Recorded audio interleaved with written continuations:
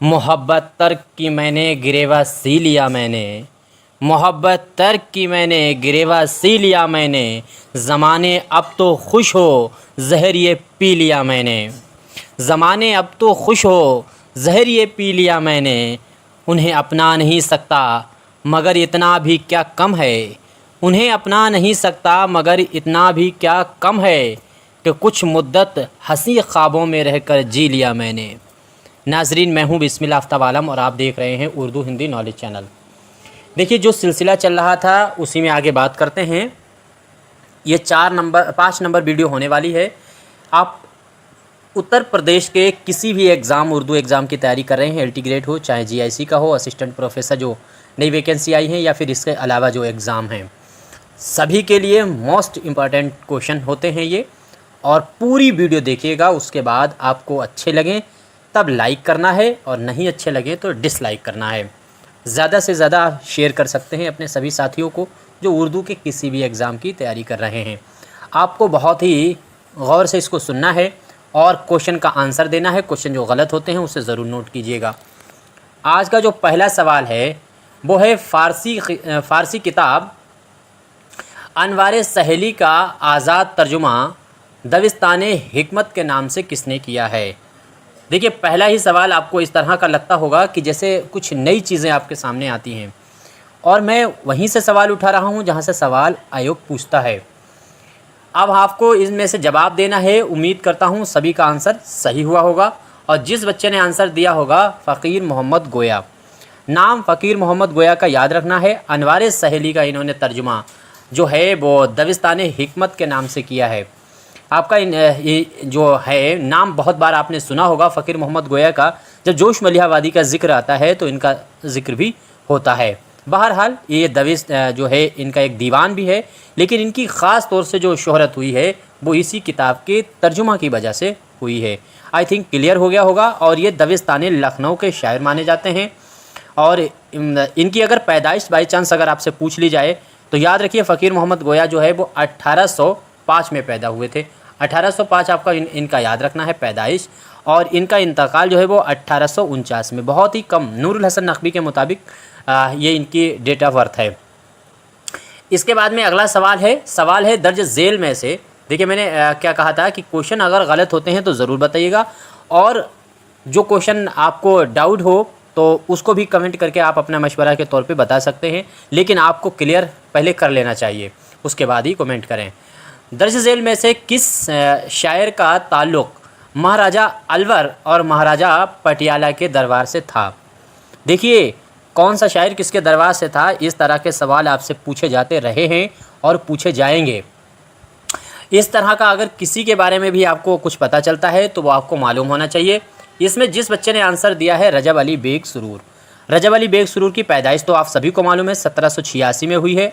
1869 में इनका इंतकाल हुआ था, गालिब जिस साल में उनका इंतकाल हुआ है। और इनके वालिद का नाम आपको हर हाल में याद रखना चाहिए, मिर्ज़ा असगर अली जो हैं वो इनके वालिद साहब थे। अब यहाँ पे आपको दो दरबार तो पता चल गए। अलवर जो है, महाराजा अलवर के जो महाराजा थे उनके दरबार से जुड़े हुए थे, और महाराजा पटियाला के जो थे उनके वहाँ से ये जुड़े हुए थे दरबार से। और जो है महाराजा बनारस के जो महाराजा थे उनके भी दरबार से रजब अली बेग सुरूर जुड़े हुए थे।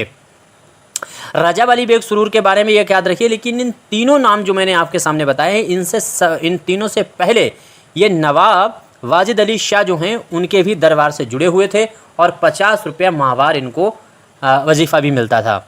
इतनी चीज़ें कम से कम आपको मोटी मोटी चीज़ें याद रखना है। आई थिंक उम्मीद करता हूँ याद भी रहेगा।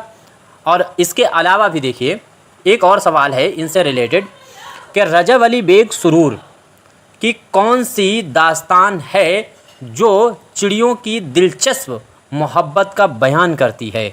यानी चिड़ियों की जो कहानियाँ मोहब्बत होती है तो उनमें जो है वो कौन सी दास्तान है जो सामने दी गई हैं स्क्रीन पर, जिसमें इस तरीक़े का बयान किया गया है।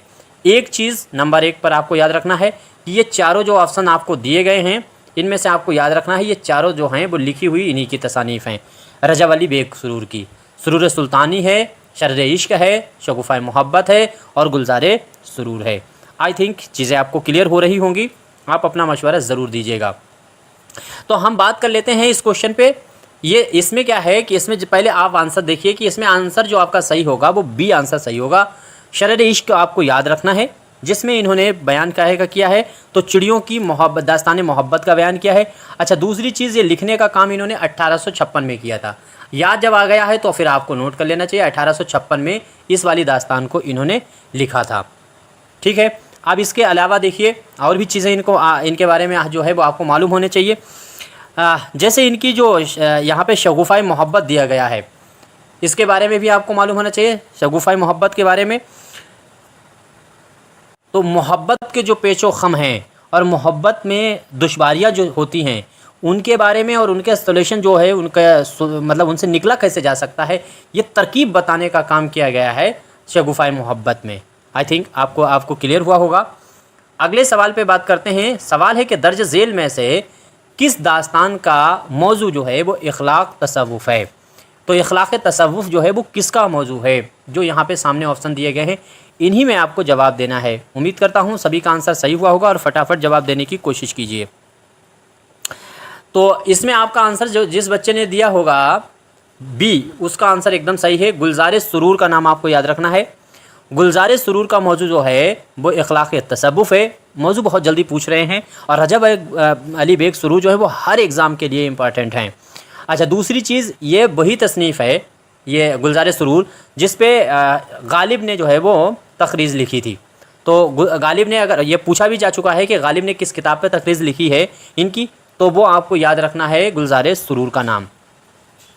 इसके बाद में जैसे एक चीज़ और भी आपको याद रखना चाहिए, जैसे शबिस्तान मोहब्बत है, यह आपका पहला वाला ऑप्शन देखिए। इसके बारे में आपसे पूछा जा सकता है कि वो कौन सी तसनीफ़ है जिसमें अलिफ लैला जो है उसका किस्सा बयान किया गया है। अभी असिस्टेंट प्रोफेसर जो यूपी का हुआ था उसमें ये पूछ लिया था कि अलिफ लैला का तर्जुमा इन्होंने किसके नाम पे किया था।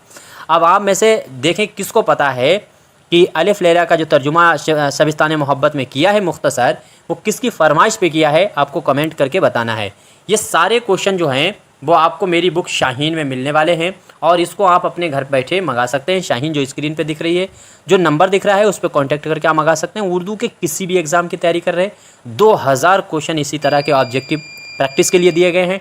बाकी 47 इसमें इंपॉर्टेंट टॉपिक दिए गए हैं। आप चाहें तो इसका इंडेक्स वाली वीडियो भी देख सकते हैं। अब आगे देखिए और भी बातें करते हैं।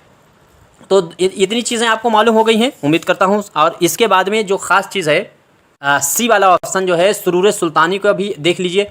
इसके बारे में आपको याद रखना है, सुरूर सुल्तानी जो शाहनामा फिरदौसी की लिखी हुई है, उसी वाले किस्से के कुछ हिस्से को तर्जुमा करके या खुलासा करके ये लिखा गया है सुरूर सुल्तानी। ये चीज़ भी आपको सुरूर सुल्तानी का याद रखना है। अब अगले सवाल पे बात करते हैं। थोड़ा सा ज़्यादा हो जाता है लेकिन आप फ्री होकर के देखा कीजिए तो आपको बहुत फ़ायदा होगा। आगे है, दर्ज झेल में से किस सिन्फ को आधी मुलाकात के नाम से जाना जाता है। 4 ऑप्शन जो आपके सामने हैं, उम्मीद करता हूँ उसी में आपको जवाब देना है। और आधी सिन्फ के तौर पे जाना जाता है ख़त। ख़त में आधी मुलाकात, चूँकि उसमें एक तरफा बात होती है, वन साइड टॉकिंग होती है, तो एक ही तरफ की बात आती है, इसीलिए इसको जो है वाहिद मुतकल्लिम का सेगा भी इसमें इस्तेमाल होता है, सफ़रनामे में भी इस्तेमाल होता है। इसी तरह इसीलिए ख़त को जो है वो क्या कहा जाता है, अधूरी मुलाकात। अब एक चीज़ याद रखिएगा, लेकिन सवाल अगर ये पूछ लिया जाए कि किसने इसे अधूरी मुलाकात को पूरी मुलाकात में तब्दील कर दिया था, ख़त का जो स्ट्रक्चर है अधूरी मुलाकात, उसको पूरी मुलाकात में किसने तब्दील कर दिया था, तो वो नाम है मिर्ज़ा गालिब का। गालिब ने ख़तों में बहुत नए नए तजर्बात किए थे और इसलिए उनका नाम बहुत ही अहम है ख़तों में। अगला सवाल है कि मजमुआ है इंशाए बहार बेख़िज़ां, नाम याद रखिएगा। अगर आपको लगता है मैं स्लो बोलता हूँ तो आप स्पीड बढ़ा सकते हैं। इंशाए बहार बेख़िज़ां किसका लिखा हुआ है। उम्मीद करता हूँ सभी का आंसर सही होना चाहिए। फटाफट देखिए। और इसमें देखिए, जैसे ऑप्शन के तौर पे अगर हम बात करें तो इसमें ऑप्शन सही जो है वो आपके सामने होने वाला है बी आंसर, यानी ग़ुलाम इमाम शहीद। ग़ुलाम इमाम शहीद का नाम आपको याद रखना है। अब इनके बारे में ख़ास चीज़ें याद रख लीजिए। जैसे अगर इनकी पैदाइश पे बात करो तो 1804 में इनकी पैदाइश हुई है। ग़ुलाम इमाम शहीद, मैंने नाम हटा दिए निशान। अब देखिए, ग़ुलाम इमाम शहीद जो हैं 1804 में पैदा हुए और उसके बाद में 1876 में इनका इंतकाल हुआ। इनका वतन जो है वो आपको याद रखना चाहिए, अमेठी जो ज़िला है वही इनका वतन है। अमेठी ज़िला उत्तर प्रदेश का है। और दूसरी चीज़, इन्होंने जो इस्लाह ली है वो कतील से ली है।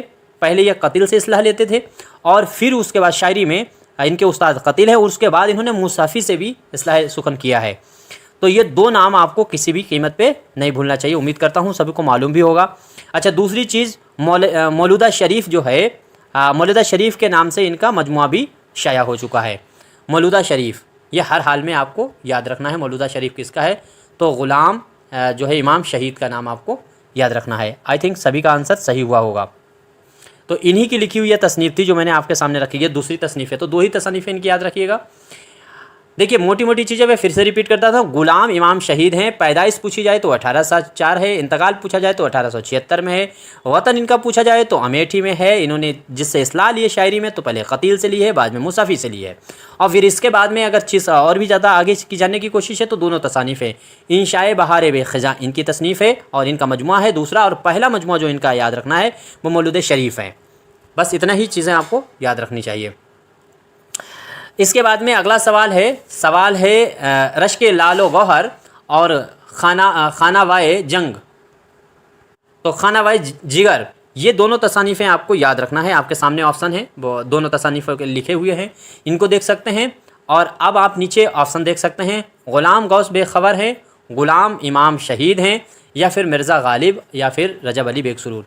एक चीज़ याद रखिए, जो ऊपर के दो ऑप्शन हैं इनमें क्या है कि ग़ुलाम जो शहीद हैं इनके दामाद ही ग़ुलाम गौस बेखबर हैं। ग़ुलाम गौस बेखबर जो हैं वो दामाद हैं, किसके हैं? ग़ुलाम इमाम शहीद के। ये चीज़ आपको रिलेशन अगर देखना है तो याद रखिएगा। अब इसमें जिस बच्चे ने आंसर दिया होगा ए, उसका आंसर सही है, ग़ुलाम गौस बेखबर। ग़ुलाम गौस बेखबर जो हैं उन्होंने ही रश्क लालो गौहर और खानावाए जिगर जो है वो लिखी हुई तसानीफ़ें हैं। दोनों तसानीफ़ें आपको याद रखना है, इन्हीं की लिखी हुई हैं। अच्छा, दूसरी चीज़, जब इतनी बात आई है तो इनके बारे में भी जान लीजिए, क्योंकि दो इम्पॉर्टेंट है। लखनऊ जो दबिस्तान है उसके बहुत ही अहम शायरों में ये लोग गिने जाते हैं। तो इनका नाम आपको याद रखना है। देखिए, 1824 में तो इनकी पैदाइश हुई है। 1824 आपको हर कीमत पे याद रखना है कि 1824 में इनकी पैदाइश हुई है। इंतकाल इनका 1905 में हुआ है। इनका वतन जो है वो कश्मीर था। ग़ुलाम गौस बेखबर जो हैं उनका वतन जो है वो कश्मीर था। ये चीज़ आपको किसी भी कीमत पे नहीं भूलना चाहिए। बाकी इनके बारे में देखिए, इन्होंने और भी बहुत सी चीज़ें, जैसे खतूत का मजमुआ भी इन्होंने लिखा है और उसका नाम फ़ुगा बेखबर आपको याद रखना है, वो खतूत का मजमुआ है। तो ग़ुलाम गौस बेखबर के खतूत का मजमुआ का नाम है फ़ुगा बेखबर। ये इनके खतूत का जो है और मज़ामीन का मजमुआ है। ये चीज़ आपको याद रहे। और इंशाए बेखबर आपके सामने दिख रही, तो ये भी इंशाए बेखबर भी खतूत का ही है। ये भी चीज़ आपको याद रखना है। अब अगला देखिए, सर सैयद अहमद ख़ान ने यतीम खाना किस शहर में कायम किया था? मैं फिर वही बात कहता हूँ कि अगर आपको बुक चाहिए तो आप जो स्क्रीन पे दिख रही है इसको मंगा सकते हैं और किसी भी एग्ज़ाम की तैयारी करें। बहुत इम्पॉर्टेंट ये बुक है आपके प्रैक्टिस के लिए भी, और इसमें फैक्ट भी बहुत खोजबीन करके दिए गए हैं। चूँकि जितना अनुभव मेरे पास था, 2017 से हम पढ़ाते हैं और 22 वाले 19 वाले में सिलेक्शन हुआ है, और 7 बच्चे जो इस बार असिस्टेंट प्रोफेसर में अपने यूट्यूब के बच्चे जो चुने गए हैं, इंटरव्यू के तक पहुँचे हैं एग्ज़ाम को निकाल कर, उनकी भी लिस्ट, अगर उन्होंने कहा कि सर अभी फ़ाइनल हो जाए फिर उसके बाद हम इंटरव्यू देंगे, तो उनके भी नाम और उनकी वीडियो हम आपके सामने लाएंगे, कोशिश करेंगे। अब रिवाज चल चुका है कि तो फिर दिखाना ज़रूरी है। सर सैयद अहमद ख़ान ने यतीम खाना किस शहर में कायम किया था? मैं ये बात कई बार आपसे कह चुका हूँ कि देखिए, आपको अच्छा लगता है तो लाइक करना चाहिए, नहीं अच्छा लगता मैं खुलकर कहता हूँ आपको डिसलाइक करना चाहिए। और वीडियो हासिल करने के लिए सब्सक्राइब कर सकते हैं। जुड़ना है, अगर देखना है और भी वीडियो देखने तब आप जुड़िएगा, सब्सक्राइब करिए, वरना कोई ज़रूरत नहीं है। तो इसमें आंसर आपका जो बच्चे ने जवाब दिया होगा मुरादाबाद, उसका आंसर सही है। देखिए, सर सैयद के बारे में जो ख़ास चीज़ें हैं वो सभी को मालूम होती हैं, तो इन पे एक्सप्लेन करने की कोई ज़रूरत नहीं। मैं उस चीज़ को नहीं लाना चाहता बार बार रिपीट, इसीलिए मैंने किताब में भी वो चीज़ें नहीं शामिल की हैं जो जिसके बारे में सब कुछ हर किसी को पता है। 9th का बच्चा, 10th का बच्चा, उसको भी हाई स्कूल उर्दू के शायरों के बारे, अदीब के बारे में जिन चीज़ों के बारे में पता है उसकी बात करना फजूल है, टाइम बर्बादी है। अब इनके बारे में जो ख़ास बात है वो ये कि मुरादाबाद में इन्होंने जो यतीम खाना कायम किया था और इन्होंने एक शिफा खाना भी कायम किया था। आप में से देखना चाहता हूँ वो कौन बच्चा है जो बताएगा कि इन्होंने शिफा खाना जो है वो कहाँ कायम किया था, किस शहर में कायम किया था। आपको इसका जवाब देना है। उम्मीद करता हूँ सभी का आंसर सही हुआ है। तो फिर आगे अगले सवाल पर बढ़ते हैं। सवाल है, दर्ज झेल में से सर सैयद की कौन सी तसनीफ़ इस्तदलाली यानी मुदद्दल अंदाज़े बयान की बेहतरीन मिसाल है। मैं कोशिश करता हूँ कि किसी भी सूरत से उर्दू सीख जाऊँ। मैं उर्दू का स्टूडेंट नहीं रहा, हिंदी का स्टूडेंट रहा, और मैंने हिंदी में बहुत सारी कविताएं लिखी हैं और बहुत सारी किताबों में हम शाया भी हो चुके हैं हिंदी में। लेकिन उर्दू में हम आपके सामने कोशिश करते हैं और आप मुझे बताएंगे कि मेरी गलतियाँ कहाँ पे रहती हैं। मैं आपका बेहद शुक्रगुज़ार रहूँगा। तो इसमें क्या है, इस्तदलाली और मुदद्दल अंदाज़े बयान जो यानी मुदद्दल अंदाज़े बयान किया गया है, इन्होंने इस्तेमाल किया है, तो वो दर्ज झेल में से कौन सी तसनीफ़ है। सवाल को एक बार आप पढ़ लीजिए। देखिए, जो ऑप्शन आपको चारों दिख रहे हैं, ये चारों के चारों ऑप्शन के बारे में आपको मालूम होना चाहिए कि ये चारों ऑप्शन जो है वो सर सैयद के ही रिलेटेड हैं, उन्हीं ने ही काम किया है। और आपका आंसर अगर ख़तवात अहमदिया दिया है तो आपका बिल्कुल सही है। देखिए, आपको एक अंग्रेज़ था विलियम जो है म्योर, तो उसने क्या करा था, उसने एक किताब लिखी थी लाइफ ऑफ मोहम्मद, उसी के जवाब में इन्होंने ख़तवात अहमदिया लिखा था। तो ये मुदद्दल मद्दाही अंदाज में लिखी गई है और ये चीज़ आपको याद रखना चाहिए। इस तरह का सवाल अगर बना दिया तो बहुत टफ हो जाता है, और ये आपके लिए ही नहीं, हर उस स्टूडेंट के लिए टफ हो जाता है जो जिसने ज़्यादा किताबों का मुताला नहीं किया या जिसने जो है वसी मुताला नहीं किया। आपको एग्ज़ाम गवर्नमेंट नौकरी का हासिल करने के लिए बहुत ज़्यादा बीच का मुताला चाहिए होता है, और अगर जो है यूजीसी नेट का एग्ज़ाम निकालना है तो आपको गहरा मुताला चाहिए। दोनों में फ़र्क होता है, बहुत गहरे ज़रूरत नहीं, बहुत ज़्यादा के मुताले की ज़रूरत होती है। अलग अलग चीज़, ढेर राइटरों के बारे में आपको मालूम होना चाहिए।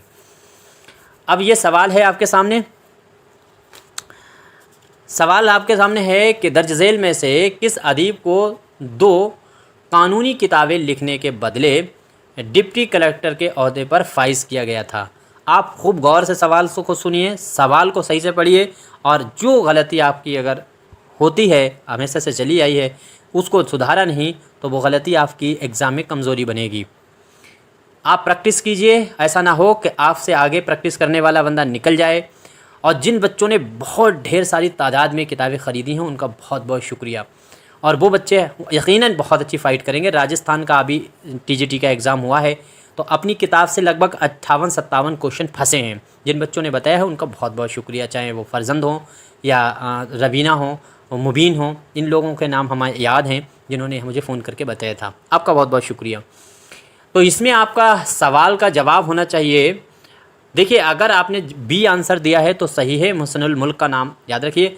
ज़्यादातर बच्चों ने दिया होगा नज़ीर अहमद, तो नज़ीर अहमद अगर दिया है तो आपको बिल्कुल गलत है। आपको मुहसिनुल मुल्क का नाम आपको याद रखना है।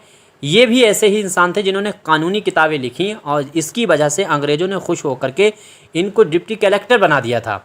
डिप्टी नज़ीर अहमद भी डिप्टी कलेक्टर रहे, लेकिन वो ताज़राते हिंद जो उन्होंने किताब लिखी थी IPS की धारा को, उस वजह से आगे बढ़ाए गए कानून के ओहदों पर पहुँचे।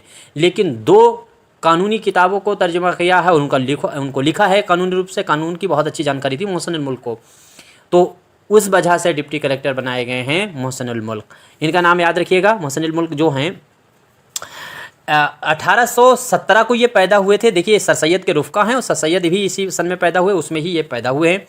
इनका असल नाम आपको याद रखना है, सैयद मेहदी अली जो है वो इनका असल नाम था। ये चीज़ आपको नहीं भूलना है। और किस शहर में पैदा हुए हैं, तो ये इटावा में पैदा हुए हैं। ये बात भी आपको याद रखनी चाहिए।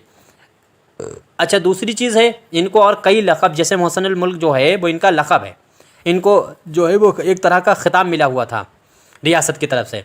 साथ ही साथ में इनको मोहसिनुद्दौला का भी ख़िताब मिला हुआ था, और साथ ही साथ में इनको मुनीर नवाज़ जंग का भी ख़िताब मिला था। तो तीनों ख़िताब जो हैं वो किसके पास थे, मुहसिनुल मुल्क के पास। कौन कौन सा, तो मुहसिनुल मुल्क तो नंबर 1 पे है, मुहसिनुद्दौला जो है दूसरे नंबर पे, और तीसरे नंबर पे आपको याद रखना है तो मुनीर नवाज़ जंग आपको याद रखना है इनके बारे में। आई थिंक क्लियर हो गया होगा, चीज़ें आपको मालूम हो गई होंगी। दूसरी बात इनके बारे में एक और याद रखना कि हैदराबाद ये चले गए थे, तो हैदराबाद में जो है इनकी ऐसी इज़्ज़त थी हैदराबाद के अंदर कि इनको इसी वजह से जो है वहाँ बेताज जाना जाता था। तो बेताज बादशाह के तौर पे किसको जाना जाता था, मुहसिनुल मुल्क। इतनी चीज़ें आपको याद रहनी चाहिए। अगला सवाल देखिए, सवाल है दर्ज झेल में से किस अदीब की तहरीरों का अंदाज़ इस्तदलाली है मगर वो दिलकशी और अदबी शान से बड़ी हद तक महरूम हैं। देखिए, जो शायर हैं या अदीब हैं, उनके लिखने की जो शैली थी, उसका जो ढंग था, उस पर भी आजकल ये सवाल बनाते हैं कि किसके वहाँ किस तरीके का अंदाज़ पाया जाता है। तो सभी लोग जो हैं इस तरीके के क्वेश्चनों पर ध्यान दीजिएगा, जिस तरह के सवाल आजकल बन रहे हैं। देखिए, अगर आपने जितनी भी वीडियो पीछे देखी होंगी, तो उनमें मैं आपको डीप से डीप ले जाने की कोशिश करता हूं प्रैक्टिस में, ताकि आपके सामने अगर 10-15 क्वेश्चन जो टफ़ आते हैं वो भी आप बहुत आसानी से हैंडल कर लें। या तो वो सीधे के सीधे क्वेश्चन आपके सामने फंसेंगे एग्ज़ाम में, या फिर ऐसे फंसेंगे कि उनके चारों ऑप्शन देख करके आप आंसर लगा देंगे कि इसमें ये होगा आंसर। ये चीज़ ऐसी कोशिश मेरी है, और कहाँ तक मैं कामयाब होता हूँ ये तो आप ही जान सकते हैं और आप ही बता सकते हैं। मैं तो बार बार कहता हूँ कि आप अपना मशवरा ज़रूर दिया कीजिएगा। देखिए, इसमें जिस बच्चे ने आंसर दिया होगा ए, उसका आंसर सही है चिराग अली। चिराग अली की ये खूबी है जो आपके सामने दिखाई जा रही है। इसको एक बार रिपीट करके फिर से पढ़ लीजिएगा कि किस अदीब की तहरीरों का अंदाज़ इस्तिलाली है, मगर वो दिलकशी और अदबी शान से बड़ी हद तक महरूम है। ये बात आपको याद रहे। अच्छा, चिराग अली 1846 को पैदा हुए और 1895 को इनका इंतकाल हो गया। इनका भी आबाई वतन आपको याद रखना है कश्मीर है। चिराग का भी वतन कहाँ है? तो कश्मीर है। ये चीज़ आपको नहीं भूलना है। बस इतनी ख़ास बहुत ज़्यादा चीज़ें इनके बारे में नहीं आपको मालूम होनी चाहिए, बस जो चीज़ें मैंने बताई हैं इतनी ही काफ़ी हैं। बच्चों के लिए क़स्से हिंद नाम की नज़म किसने लिखी थी? तो क़स्से हिंद जो है वो नज़म किसकी है? सीधी सिंपल सी बात है, ये पूछना चाह रहे हैं कि क़स्से हिंद जो है वो किसकी लिखी हुई नज़म है, ये बात आपको बताना है। तो नज़म ये उम्मीद करता हूँ सभी को मालूम ही होगा। तो ये आपको मालूम होना चाहिए मोहम्मद हुसैन आज़ाद। जिस बच्चे ने आंसर दिया होगा सी, उसका आंसर सही है।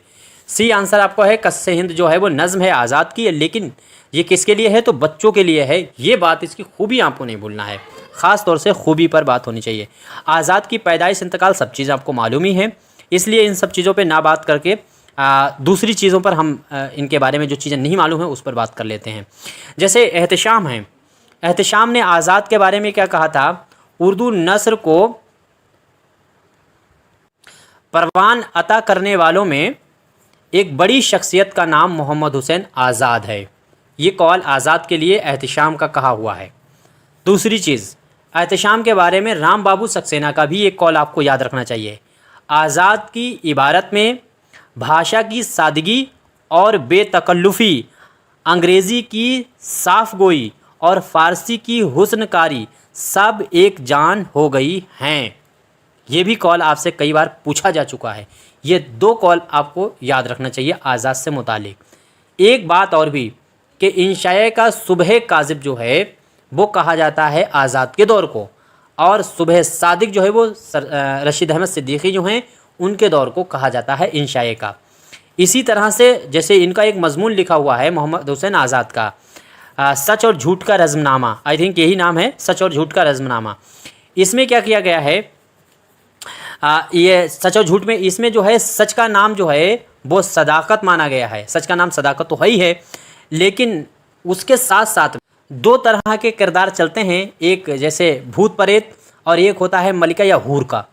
तो जो सच की बात कही गई है जो है ये इन्होंने सच और झूठ का जो रज़्मनामा लिखा है, इसमें इन्होंने मलिकाए सदाकत जो है ज़मानी किसको कहा है?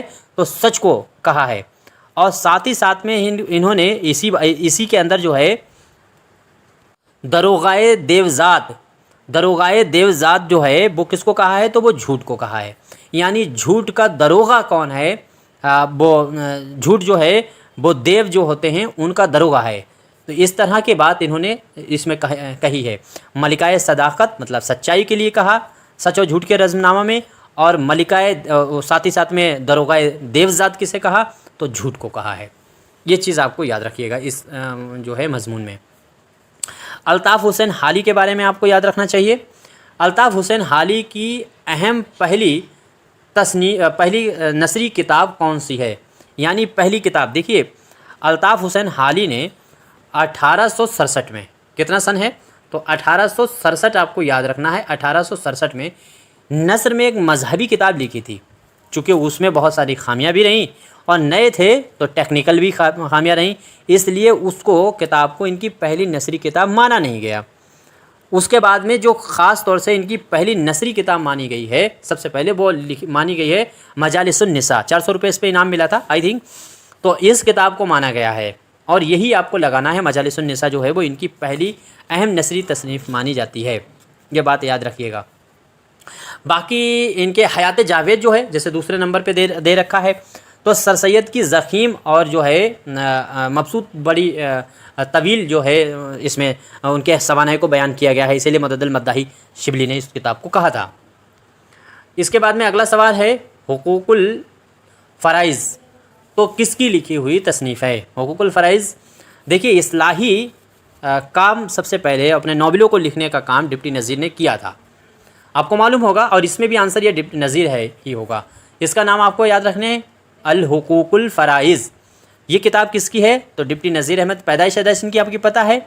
आगे इमहातुल अमता जो है वो भी इन्हीं के लिए लिखी हुई है। मौज़े हुस्ना लिखी हुई इनकी किताब है। जो ख़ास किताबें हैं उनको आपको याद रखना चाहिए। और दूसरा इनका अहम कारनामा जो है वो जो है कानून की शहादत, वो यानी वही IPS की जो धारा थी उसका ट्रांसलेट जो इन्होंने ताजरात हिंद के नाम से किया था, वो बहुत अहम था। बाकी इनकी जो छुटपुट बातें हैं वो सभी को मालूम है, इनके नावल कितने हैं, कौन कौन से हैं, तरतीब क्या है, वो सब पता है। इसके बाद अगला सवाल देखिए, अगला और आखिरी सवाल है, हाली ने किस अदीब के दिमाग को बनिए की दुकान कहा है? मेरे ख़्याल से जितने भी अभी तक क्वेश्चन पढ़ा है इसमें 8-10 तो सवाल बहुत ही टफ और बहुत इंपॉर्टेंट थे। अब ये वाला भी सवाल मेरे ख़्याल से बहुत बढ़िया सवाल है जो आपसे पूछा जा सकता है। तो हाली ने किस अदीब के दिमाग को बनिए की दुकान कहा है? उम्मीद करता हूँ उस सभी का आंसर सही हुआ होगा। तो आंसर जिस बच्चे ने दिया होगा ज़काउल्लाह, तो बिल्कुल एकदम राइट आंसर है। ज़काउल्लाह को ही दिमाग को बनिए की दुकान कहा गया है। 1832 में ज़काउल्लाह पैदा हुए, 1910 में इनका इंतकाल हुआ। ये चीज़ आपको मालूम ही होगी और हर किसी को मालूम होना चाहिए। अच्छा, दूसरी बात, इनका जो सबसे 143 किताबें लिखी हैं ज़काउल्लाह ने, सबसे बड़ा जो काम है वो तारीख़ हिंदुस्तान। तारीख़ हिंदुस्तान किसने लिखी है? तो ज़काउल्लाह ने लिखी है और इसको लिखा है 10 जिल्दों में। ज़काउल्लाह ने तारीख़ हिंदुस्तान को लिखा है 10 जिल्दों में। ये किसी भी कीमत पे नहीं भूलना चाहिए। बस अब बताइए, यहाँ तक कोई क्वेश्चन गलत हुए हों तो बताइएगा, आपका कोई मशवरा है तो बताइएगा। क्वेश्चन अच्छे लगे तो लाइक कीजिए, नहीं अच्छे लगे तो डिसलाइक कीजिए। स्क्रीन पे आपको जो मेरी बुक दिख रही है इसको मंगाइएगा और एक बार पढ़िएगा ज़रूर, और फिर उसके बाद एग्ज़ाम देने जाइएगा। 2 महीने लगेंगे इस किताब को रटने में और इसका एक एक पॉइंट आपको हर कीमत पर रटना है अगर एग्ज़ाम निकालना है, बढ़िया से तैयारी करनी है। तो बाकी आपका कोई मशवरा है तो कमेंट कर सकते हैं। आप ढेर सारे ग्रुप इसको स्टेटस में लगा सकते हैं, ढेर सारे ग्रुप में शेयर कर सकते हैं, जहां से ऐसे बच्चे इससे जुड़ पाएँ जिनको शायद इस वीडियो की या इस तरह के क्वेश्चनों की ख़ास ज़रूरत हो। आगे वीडियो अगर देखना हो तो आप चैनल को सब्सक्राइब कर सकते हैं। शुक्रिया।